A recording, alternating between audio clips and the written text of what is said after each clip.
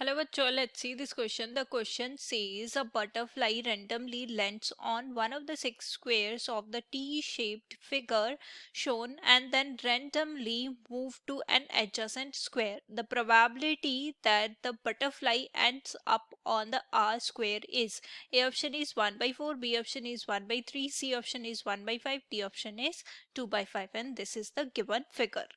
तो सबसे पहले देखो हम इस क्वेश्चन में क्या की कॉन्सेप्ट यूज करने वाले हैं. तो प्रोबेबिलिटी ऑफ इवेंट ई हमारे पास क्या होती है, that is number of favourable outcome divided by number of total outcome.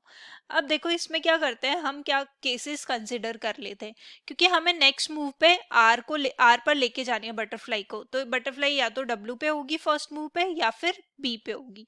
तो देखो केस 1 जो है हम ले लेते हैं. Case 1, the butterfly lands on B. Butterfly lands on B. अब B पे लैंड होगी तो लेट्स से P1 से डिनोट कर देते हैं इसे. तो यानी कि सबसे पहले वो B पे आएगी, यानी कि आउट ऑफ 6 वो 1 यानी कि B पे आ रही है तो 1/6. अब देखो अब वो एक मूव करेगी तो B के पास कोई और ऑप्शन नहीं है, B सिर्फ और सिर्फ R पे ही मूव कर सकता है.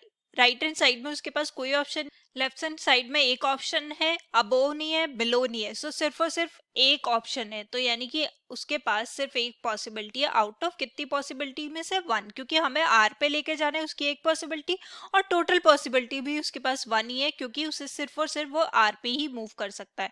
तो ये आ जाएगी हमारे पास 1/6. अब केस सेकेंड ले लेते हैं, that is butterfly lands on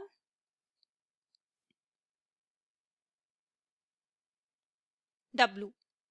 अब देखो वो W पे लैंड होगी तो प्रोबेबिलिटी क्या होगी, सबसे पहले तो W पे आने के लिए 1/6.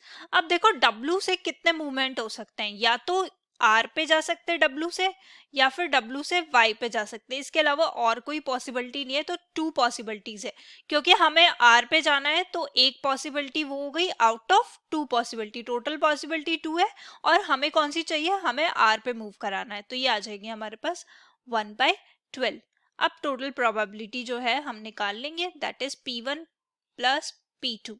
तो यहाँ पे आ जाएगा probability P is equal to P1 plus P2. तो P तो है, P1 जो है हमारे पास क्या है, दैट इज 1/6 और P2 जो है 1/12. एलसीएम लेंगे तो ये आ जाएगा 2 plus 1/12, so that is 3/12. Simplify करेंगे तो प्रोबेबिलिटी आ जाएगी 1/4. सो 1/4.